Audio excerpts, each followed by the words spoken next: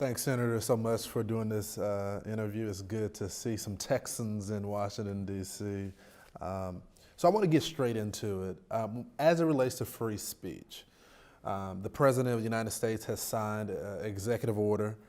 What is Congress' role in this fight when it comes to the higher ed reauthorization? Where do you stand on that?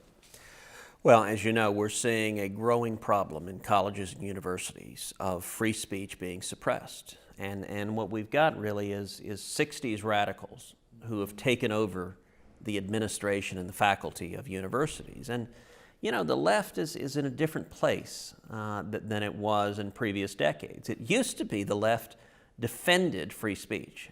You know, one of the famous Supreme Court cases that went all the way up to the court involved a campus protester who wanted to wear a jacket that said F the draft, although it didn't abbreviate what they were saying. And the court upheld that student's right to say that. Well, the left has changed its views now. Now the left, unfortunately, is afraid of debating on the merits of a whole host of issues. And so they've shifted instead to the view that any views they disagree with need to be silenced, that they need to be muzzled. They label unacceptable views that are contrary to the orthodox views on the far left. I think that really destroys the whole purpose of a university education, which is to learn how to think, to learn how to debate, to learn how to reason. So what is Congress going to do to crack down on that? Well, I think we ought to include within the higher education authorization a restriction on federal funds, that if you are going to be silencing the free speech rights of your students, that you're not going to be getting federal funds. It's simple and straightforward.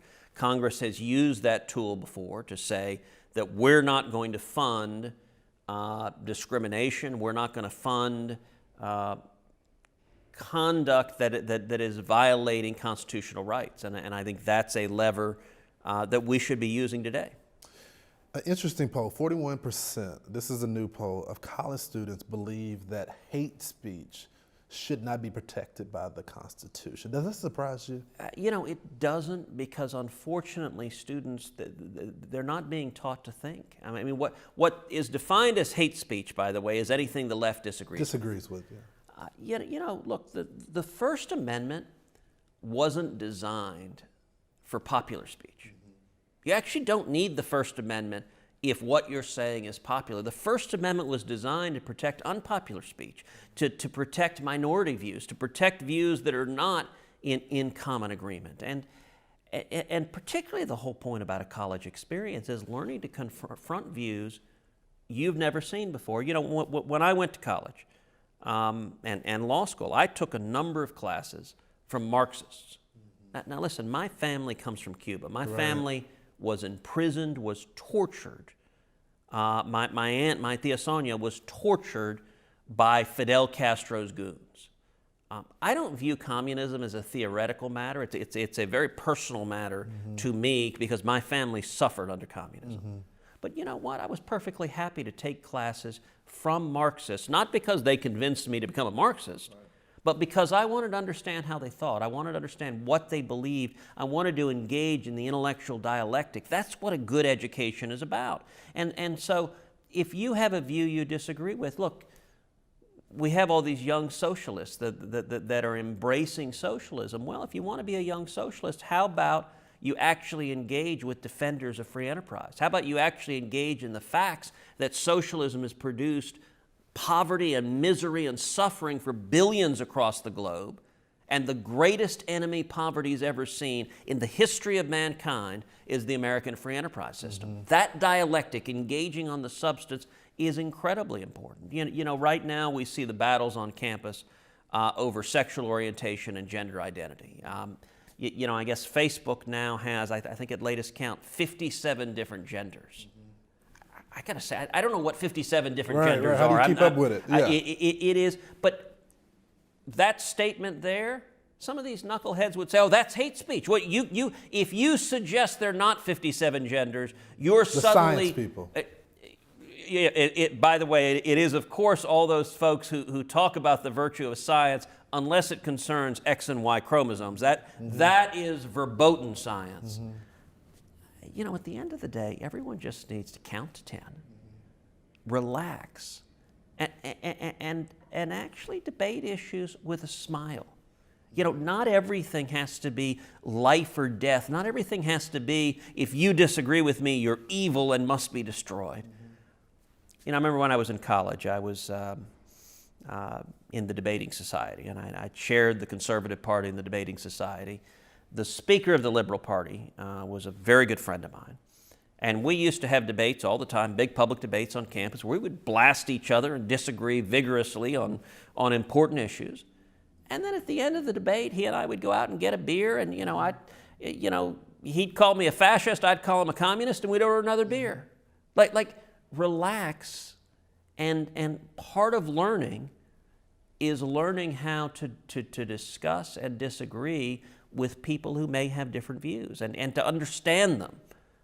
That universities are undermining their core missions when they seek to censor and blacklist speech they disagree with. You think they're doing that to the Christian faith as well? Yale Law School. Yeah. You sent out a letter yesterday, and you said they are discriminating against traditional Christian views. Yes. Why do you say that, and what do you plan on doing to combat that? So Yale, a couple of months ago, announced a new financial aid policy. Yale has stipends that it gives law students during the summer when they go work at public interest firms, and it also has loan forgiveness plans for people after they graduate when they go work at public interest firms. And that policy historically is applied wherever the Yale student decides to go. Well, Yale announced a new policy that it would apply for anywhere the student chooses to go, unless that student chooses to go to a Christian organization that believes in traditional marriage or traditional sexual Even though it's values. a nonprofit organization. Even though it's nonprofit, those views Yale has decided are unacceptable. And if you look at the history of where this policy came from, it really appears that it was targeted at one group, a group called the Alliance Defending Freedom, which is a national public interest law firm that defends religious liberty cases all over the country. And you may remember the Colorado bakers case of a baker in Colorado who was a strong Christian and who did not want to bake a cake and celebrate a same-sex wedding. And he was persecuted for that. And that case went all the way to the U.S. Supreme Court, and the Supreme Court said he has a First Amendment right to live according to his faith, and he can't be forced to celebrate a same-sex wedding, which he believes is contrary to his faith. Now, that decision, the Alliance Defending Freedom, ADF, they were his lawyers. Yeah. And so they won that victory at the Supreme Court. One of those ADF lawyers was on campus at Yale, was talking about the case. And the LGBT group on campus, it's called Outlaws at Yale, kind of a clever play on word, they got angry and they protested that this lawyer was coming to campus. And they demanded the administration change its policy. And so this change in financial aid policy appears to be a direct response to this complaint. And what it seems to be the case is that this policy was drafted to single out ADF. ADF has every summer what they call Blackstone Fellows, which are law students that come work for the summer with them. And it appears it's those Blackstone Fellows that Yale wants to punish any Yale student who has the audacity to decide to go be a Blackstone Fellow and work at ADF. And so you asked, what can we do about it? Well, I chair the Constitution Subcommittee of the Senate Judiciary Committee.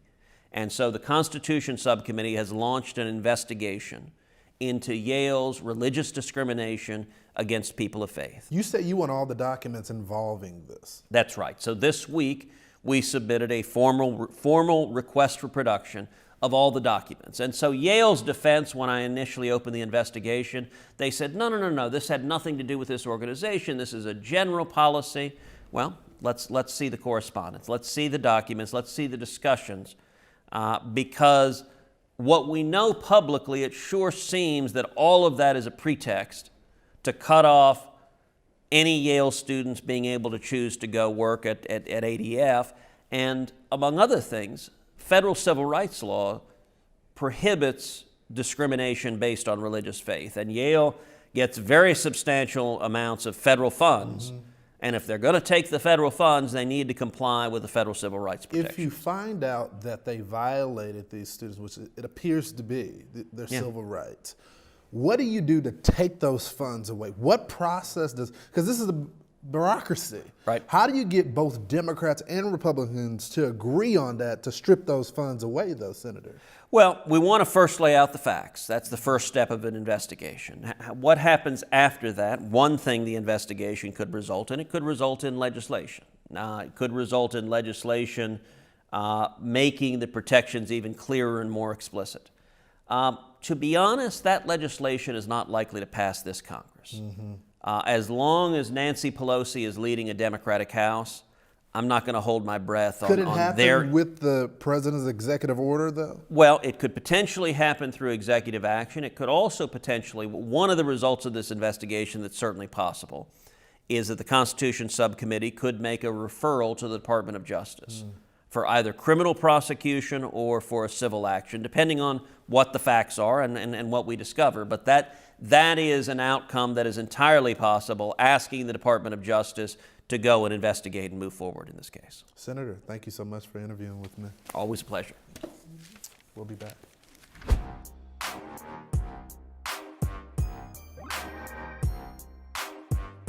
Hi, it's Lawrence Jones with Campus Reform. If you like that video you just saw, you can donate right here to help us make more of them. And if you want to subscribe, click right here.